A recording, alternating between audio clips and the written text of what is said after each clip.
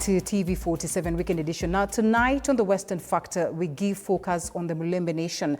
Just how will the region shape the 2027 general elections? Will they rise above the elusive Luhya unity obstacle? Take a look at this story. The western part of Kenya, popularly known as Mulembe Nation. Some describe it as a hidden gem and a paradise on earth due to rich culture, history, and a beautiful landscape. The Mulembe Nation, the region cannot be ignored when it comes to the national politics.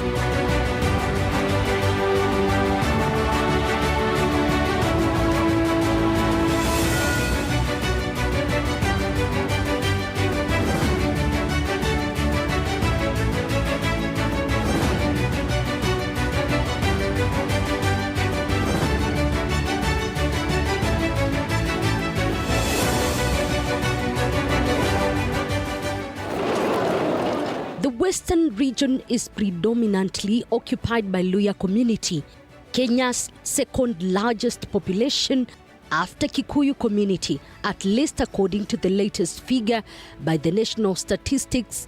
This means any presidential candidate cannot ignore the region, and 2027 is not in any way different.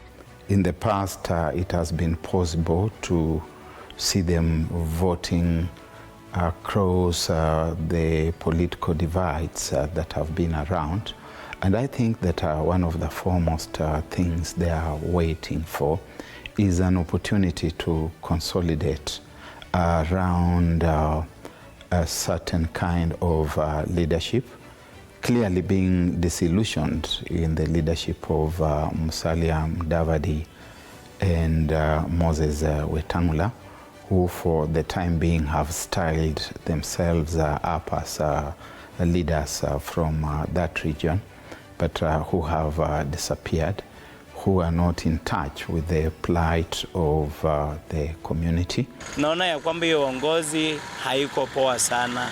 Wakati Raila alikuwa upande huu wetu wa Western akitusaidia, tulikuwa tunaonelea kwamba ukweli huyo mzee alikuwa anatusaidia sana.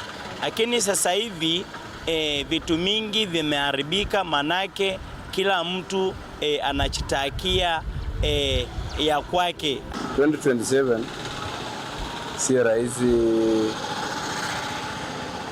kurejea kwa debe, kwa hapo tumepiga kura mara mingi, viongozi wamekuwa wakidanganya, uchumi imeharibika. Sasa hiyo ni swala ambayo hakuna maana, hata ukiogota aina gani wanaenda kufika huko wanafanya vyao.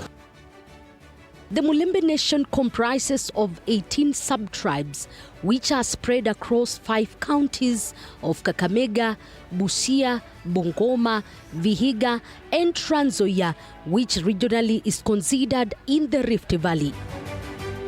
According to the Kenya National Bureau of Statistics, about 6.5 million of 55 million Kenyans were spread in the region, and this number is projected to be close to 10 million 10 years later. People used to assume that we were the second most populous community, but I can scientifically state that we are not. We are the most populous community in the country.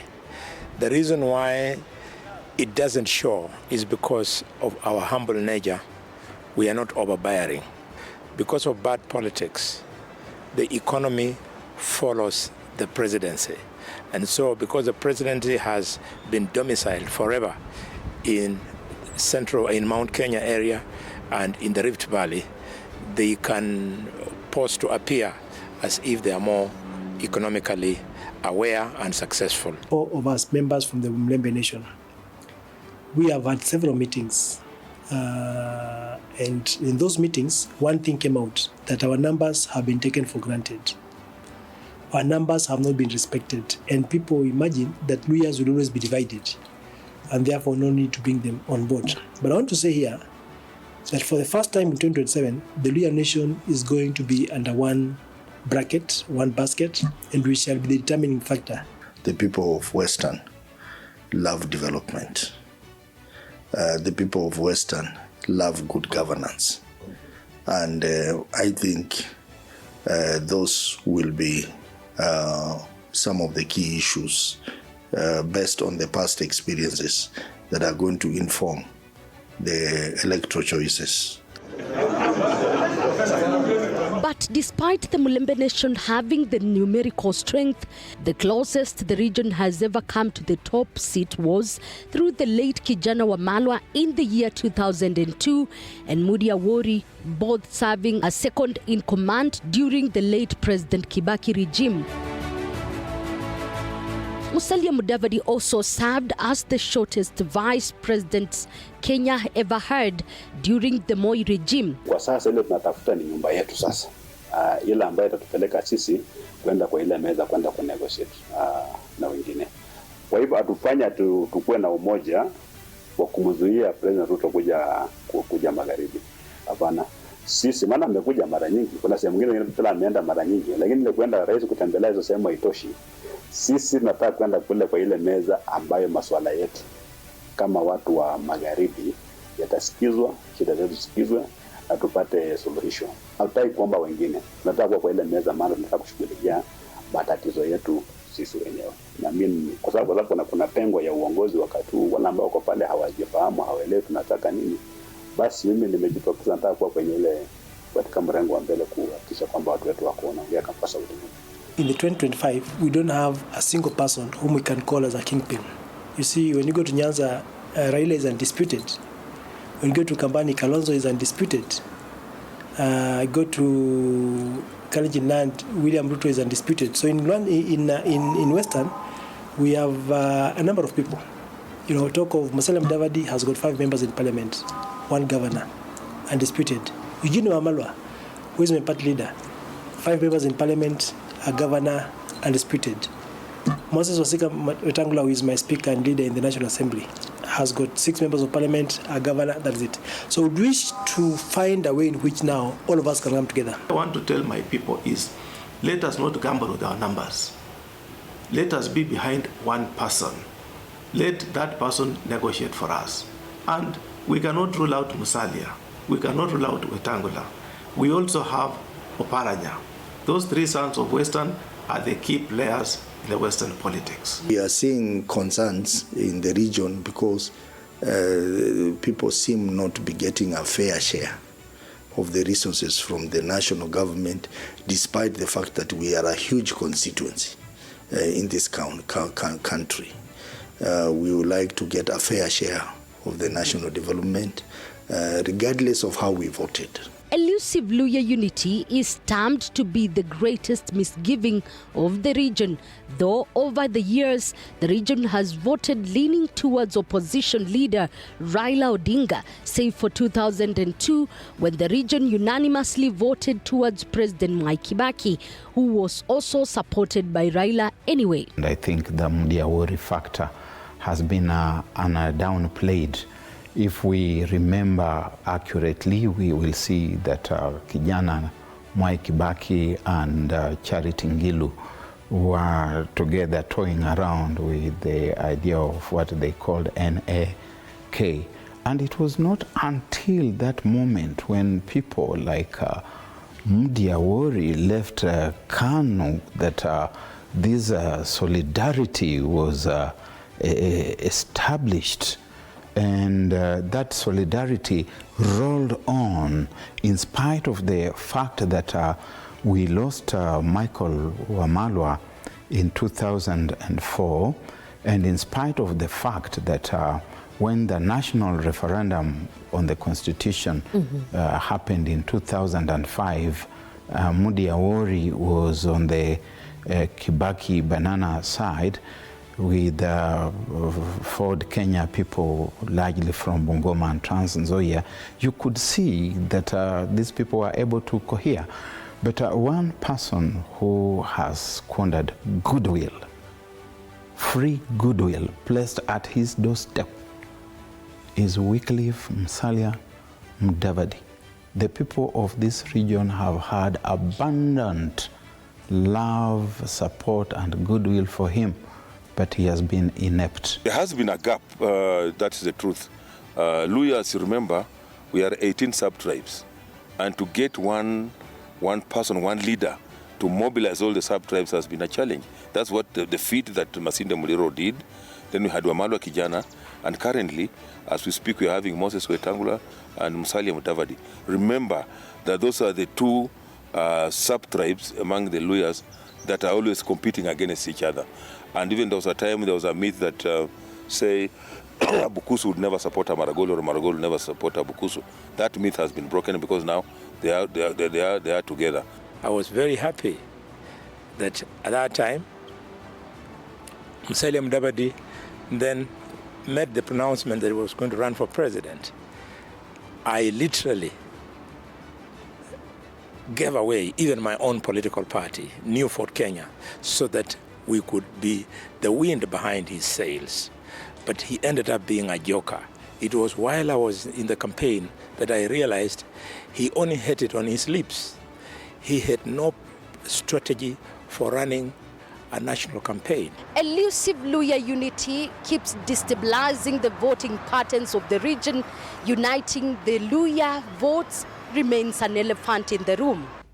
In the 2002 general election, the late President Mwai Kibaki enjoyed the largest support of the region, garnering 78%. Uhuru Kenyatta of KANU was voted by 18.5%, while the late Simeon Nyachae garnering 1.4% of the votes in the Mulembe Nation. The pattern slightly took a different twist in the 2007 polls, when the late President Mwai Kibaki got 30% of the votes cast, Raila Odinga enjoying the support of the region again at 69.2%, and Kalonzo Musyoka voted by 0.3% of the voters in the Luya Nation. Nimesema sisi huwa tunapigia chama cha ODM almost 75%. Kwa sasa chama cha ODM iko na wajumbe karibu 30 kutoka mkoa wa Magharibi. Na unapata BAP wako na 5, Ford Kenya wako na 4, ANC wako na 5. Kwa hivyo watu wengi wanapigia hii chama cha ODM. Lakini sisi tumesema sasa tunataka nyumba yetu tu, tuongee kwa nyumba yetu. Ili tukaenda kwa ile meza, masuala yetu yatasikizwa zaidi kuliko kupitia kwa mkono wa mtu mwingine, ndio masuala yetu yaende kwa ile meza. Na niseme hivi kwa sababu mimi nachukia Raila. Raila ni kiongozi wangu wa Azimio. Na hata hapa alikuja pia akanipigia campaign, na pia mimi nimkampenia sana. Alishinda tuanze hapa for the first time. Alishinda kura ya urais, wala nipigia campaign. Most of it has been with Honorable Raila, right from 2013, 2017, 2022. Unfortunately, we've not been able to get the seats. And even prior to that in 2007, when we fully backed Raila, and he teamed up later on with the President Kibaki, we saw a lot of results in terms of appointments. Western got a lot of appointments, and for that matter, I feel it served us. However, we would want to compare a government that we did not vote for and say we deserve to get. In the 2022 general election, which was a two-horse race between President William Ruto under the Kenya Kwanza Alliance and Raila Odinga of Azimio la Umoja umbrella, Raila in Kakamega garnered 357,857 votes, while President William Ruto was voted by 141,166 votes. In Busia, Raila garnered 226,000 votes and 42, while Ruto garnered 48,801 of votes. In Vihiga, Raila was voted over by 114,000 people, as Ruto garnered more than 67,600 votes by the people. In Bungoma, Raila got 145,000 votes, while Ruto received an overwhelming vote of more than 255,000 votes, while in Trans Nzoia, Raila garnered more than 132,000 votes ahead of Ruto, who had 116,000 votes. Despite having what would be termed as regional political parties, the region has had ODM dominating some of the counties such as Kakamega and Busia, as well as Vihiga.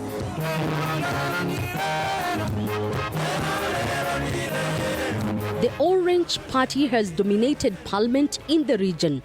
Ford Kenya, headed by the National Assembly Speaker Moses Masika Wetangula, with a number of MPs and a governor. DAP Kenya, headed by Eugene Wamalwa, which also has one governor and several MPs, while ANC, which recently merged with UDA, had inroads in the region. But he gets the Luhya votes because Luhyas make a conscious decision that the person who is more likely to win and who deserves our support so that we enjoy development thereafter is Raila.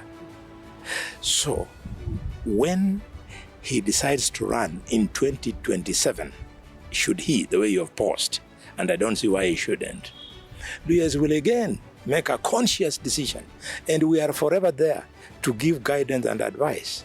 We have not only a national audience, but we have even a more inclusive regional audience. Despite Musalia Mudavadi, Moses Wetangula and Eugene Wamalwa having a host of MPs and one governor each, the Mulembe Nation over time has aligned and trusted Raila Odinga in its voting delivery. Raila Odinga is trusted by the people, not just of Western, but Kenya as a whole. And Raila Odinga has remained consistent in championing for the rights of the people, and Western included as well. So I believe that's the reason why naturally people of Western will want to be associated with Raila Odinga. And it's not just Western. Many other parts of the country, Nairobi, Coast, parts of Rift Valley, Nyanza, they have always stood with Raila Odinga. We are neighbors, and they have also liked sometimes the politics of Raila. So they have been friends. And you remember, even when we formed Ford that time, look at the membership. It was Oginga Odinga and Masinde Muliro, who are the brainchild. Then came Wamalwa Kijana. So we've had that relationship. It's not very difficult for Luhyas and Luos to relate. Raila has been our voice, and so far what has been achieved through none other than Mzee Raila Amolo Odinga. Look at Kisumu International Airport. During the Grand Coalition government, that's when that thing was planned and it is operational. Look at the roads that had been planned during that Grand Coalition, funded by World Bank. For example, we have a big road, a Class A road, A1, actually it's A1 road, from Isbania all the way to Kisii, comes all the way to Kisumu, goes to Kakamega, goes to Kitale, to Turkana. That's an A1 road, which was planned during the Grand Coalition government when Raila Amolo Odinga was the Minister for Transport. In the 2022 general election, however, President William Ruto garnered at least a meaningful votes from the Mulembe Nation, which is said to have tilted the 2022 polls to his favor. Moses Wetangula is not a weak leader. If you know him, he has mobilized Bungoma. In fact, most of Western now, Musalia is also there, so they are not weak leaders. And remember that when they came to Kenya Kwanza, that is what also gave impetus to the Kenya Kwanza movement that was taking place. So if by coming we tilted the votes, because we were already on the ground, but by them joining us, it tilted and changed the scales. That is not weak leadership. That's in fact strong leadership, that you can talk and people listen to you and you tell them, let's go in this direction, and they go with you. However, his votes in the Mulembe Nation came with promises. An inked deal revealed by former Deputy President Rigathi Gachagua. In the deal, the Mulembe Nation was to enjoy at least 30% stake in the William Ruto's government, plus 1,000-kilometer of road as part of the development in terms of infrastructure. ANC will be allocated a position of Prime Cabinet Secretary to be established within 14 days. It was given to Musalia.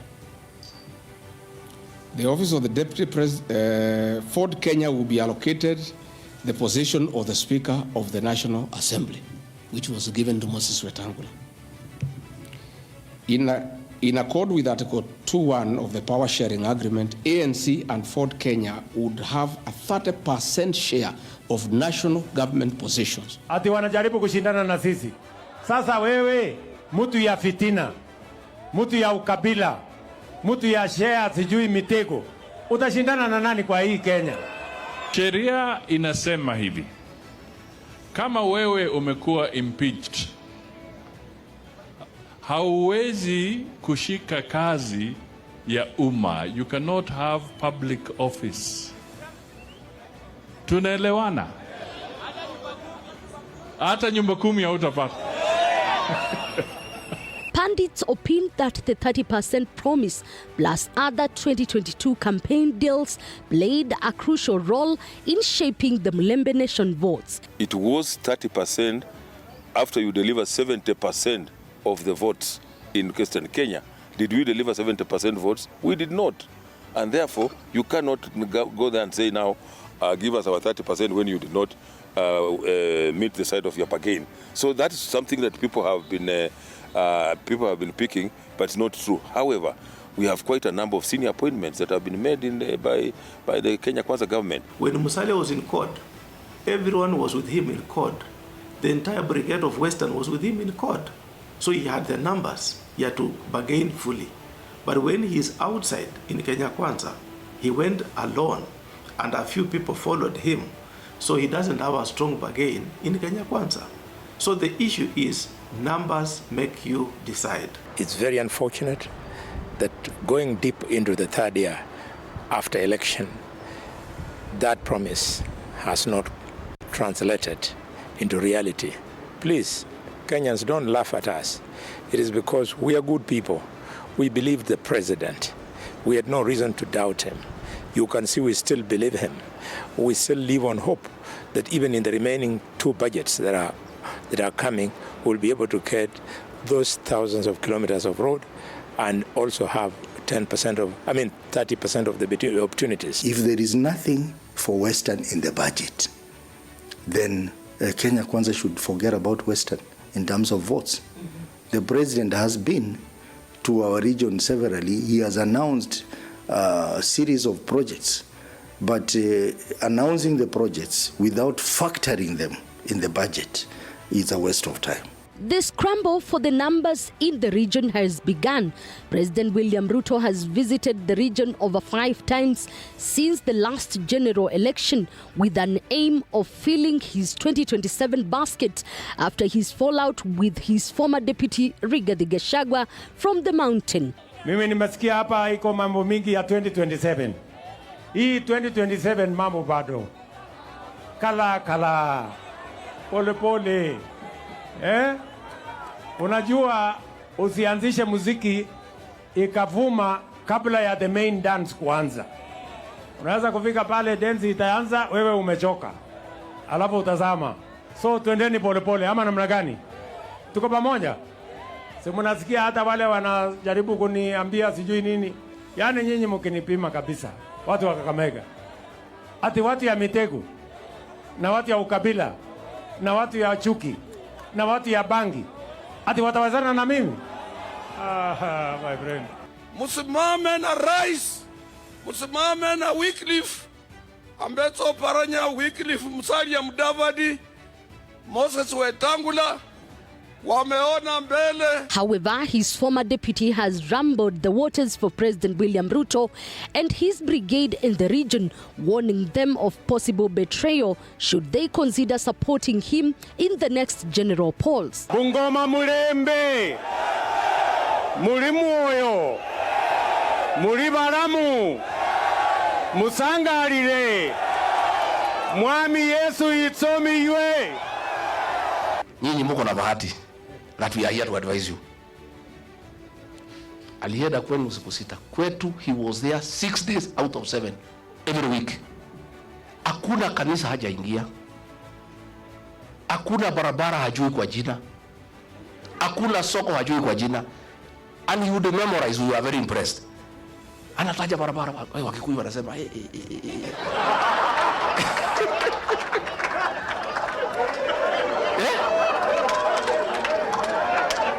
These men these men called a community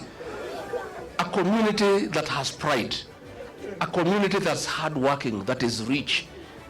Watu wamesoma. He called all of us, our bishops, our reverends, our pastors.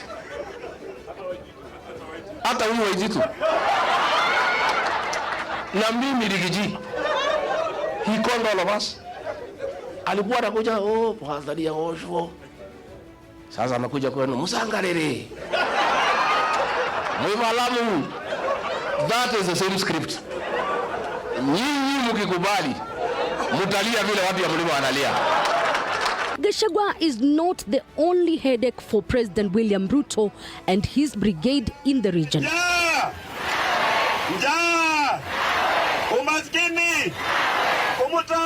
The rise of Tawe movement led by Trans Nzoia Governor George Natembeya is proving to be a nightmare and even shaking the bigwigs of the region.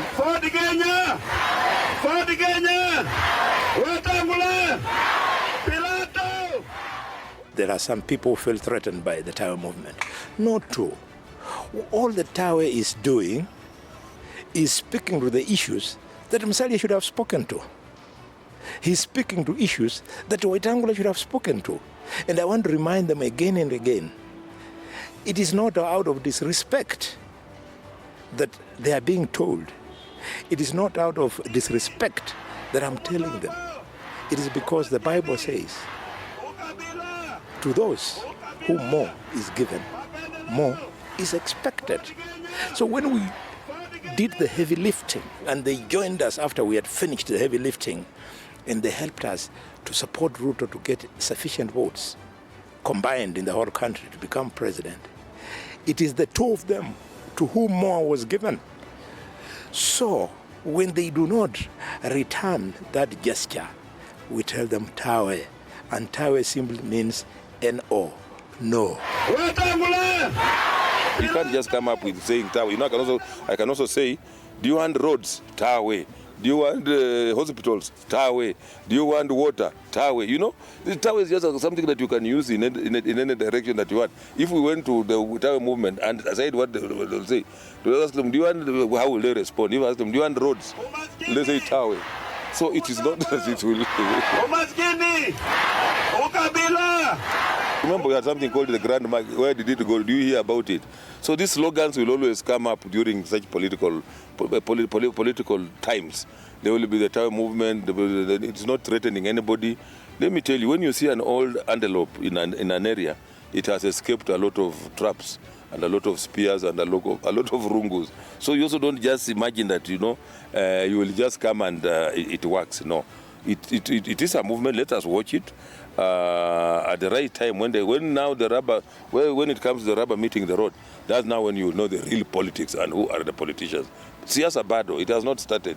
I did not create space by pulling down others. I did not create space for myself by insulting those who've been there before me. You know, leadership is nurtured.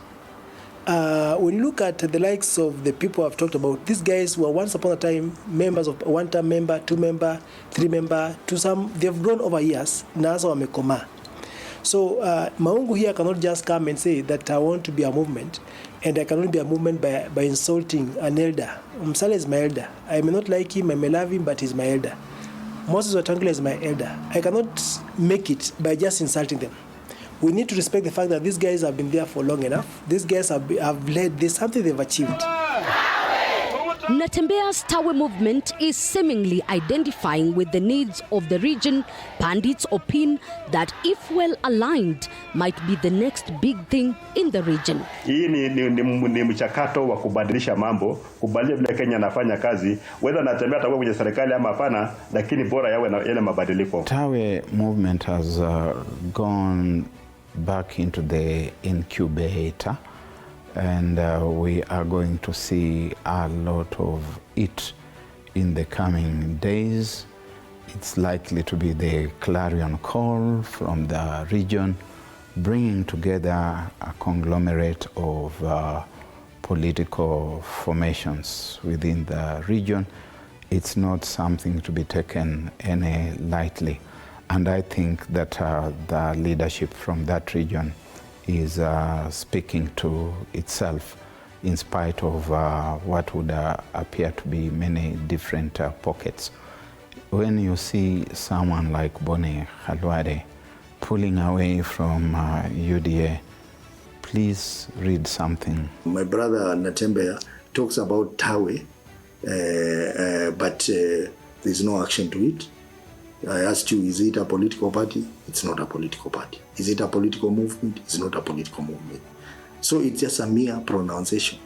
And again, if he wants to be taken seriously, he needs to move out of that small cocoon of Trans Nzoia and act differently from the other leaders in the past.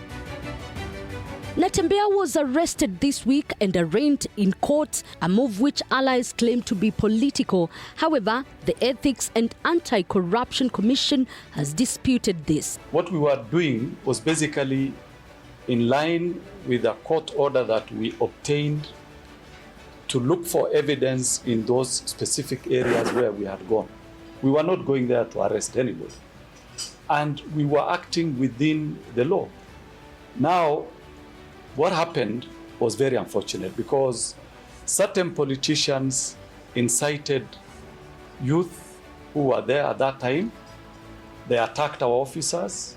They destroyed public vehicles. The broad-based government may also complicate matters for the region if Raila decides to back Ruto in the 2027 polls. The broad-based government can become a very serious dictatorship because it is the opposition that checks the government side to ensure that it doesn't go into excesses. So I was toying in my mind that what do we do as legislators? We are the representatives of the people. We are the defenders of our counties. What do we do to make sure that a good idea of broad-based does not morph into a dictatorship? But what do the people think? In 2027, President Ruto will still enjoy the good history of his predecessors. However, I see, even as he goes to enjoy that history, he'll be forced with a very difficult presidential campaign. Tunataka Musalia Mudavadi akuje hapa Western, tunamngoja sana. Huko penye yako yeye anakula vizuri, anatulia, na sisi tunahangaika. Tunataka akuje atupatie mwelekeo mzuri. Natembeya yako sawa. Natembeya ndiye ameanza kumea. Ni vile serikali na mzima kama taya koroboi, lakini Natembeya yako sawa. Ni siasa mingi inaingizwa pale asiinuke. Raila akiwa hata kwa serikali na hata akitoka serikali saizi akuje nje, bado atakomandi tu. Kwa sababu gani? Raila ni mtu ambaye ni mtu mwenye ako na ukomavu wa kisiasa. Si Raila ni mtu ambaye anaingia kwa kisiasa jana. Ni mtu alianza kitambo na anaelewa siasa na Wakenya ni nini. Raila sasa mambo yake si yako na miaka 90. Apumzike. Mimi sasa hata akisema anataka kiti siwezi mpea. Mimi nimempea mara hii ni ya tatu, anajifanya kumbe ameibiwa mara hajaibiwa. Hata huwezi jua mwelekeo. Movement itakuja kuwa tu na nguvu kama Raila Amolo Odinga hata kuja kuwania kiti cha urais Kenya. Na akiingia katika kinyang'anyiro, hiyo mambo atawe nafikiri itarudi kutawanyika. Gharama za maisha ziko juu na ndio sababu watu wameogopa kufanya nini? Kupiga kura 2027. Wanajiuliza hata wakipiga kura inawasaidia nini? President William Ruto, through the Ministry of Agriculture, is also spearheading the leasing of sugar companies in the region, something that might stir some economy of the region. To deal with the problems of the sugar industry must be consultative. The stakeholders in the industry must be involved. There must be adequate public participation.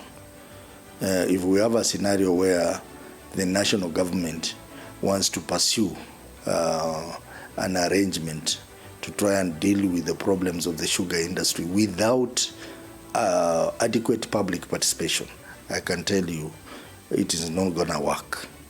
For example, the issue of leasing of sugar companies, particularly in Nzoia in this case. It is important that the national government prioritizes the engagement of the stakeholders, the farmers, the leaders in that program.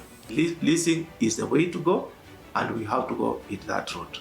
My caution to my political colleagues from Western is, we are not going to work in isolation. We must work as a region.